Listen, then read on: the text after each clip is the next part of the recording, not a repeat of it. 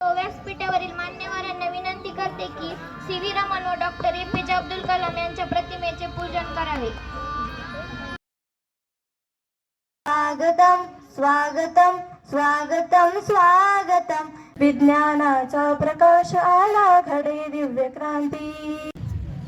ऐकू येते विसरून जाते, ऐकू येते विसरून जाते. जे जे दिसते ते ते स्मरते, जे जे हाती घडते रहस्य त्याचे उलगडते. आणि म्हणून